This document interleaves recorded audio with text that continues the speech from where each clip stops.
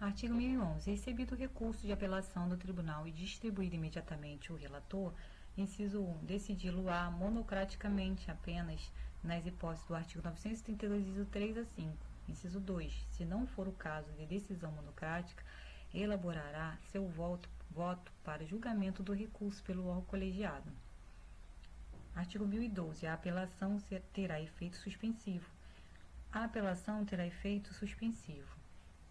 Parágrafo 1º, além de outras hipóteses previstas em lei, começa a produzir efeitos imediatamente após a sua publicação a sentença que, inciso 1, homologa a divisão ou demarcação de terras, inciso 2, condena a pagar alimentos, inciso 3, extingue sem resolução de mérito ou julga improcedentes os embargos do executado, inciso 4, julga procedente o pedido de instituição de arbitragem, inciso 5, confirma, concede ou revoga tutela provisória, inciso 6, declara a interdição.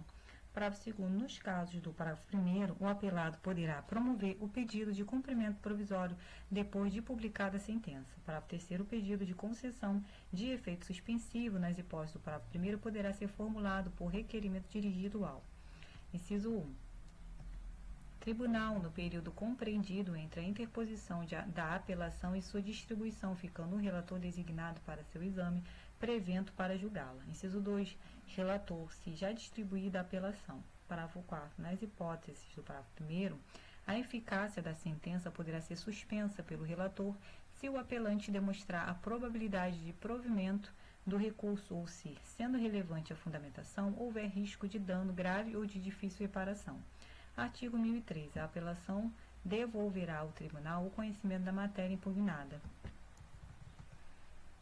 Parágrafo 1º. Serão, porém, objeto de apreciação e julgamento pelo tribunal todas as questões suscitadas e discutidas no processo, ainda que não tenham sido solucionadas, desde que relativas ao capítulo impugnado.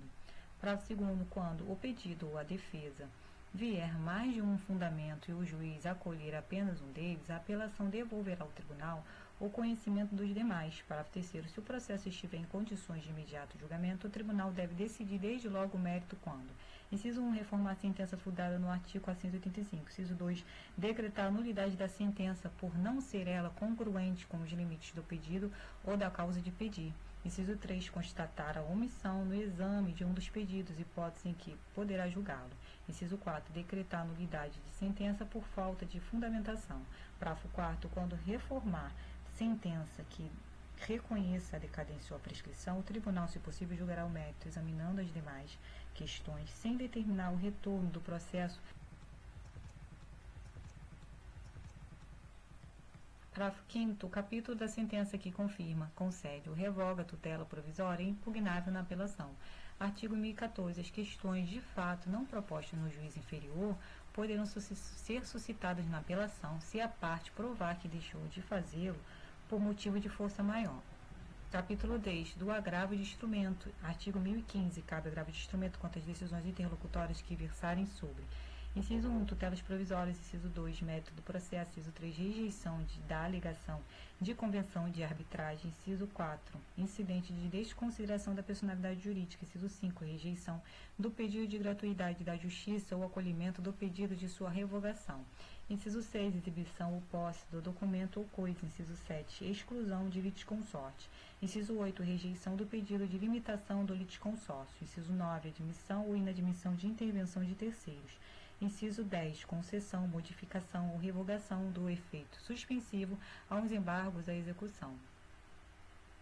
Inciso 11, redistribuição do ônus da prova nos termos do artigo 373, parágrafo 1º.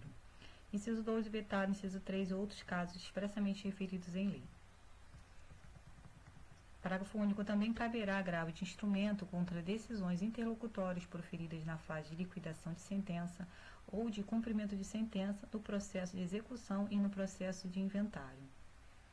Artigo 1016. O agravo de instrumento será dirigido diretamente ao tribunal competente por meio de petição com os seguintes requisitos: inciso 1, os nomes das partes. Inciso 2, a exposição do fato e do direito. Inciso 3, as razões do pedido de reforma ou de invalidação da decisão e o próprio pedido. Inciso 4, o nome e o endereço completo dos advogados constantes do processo.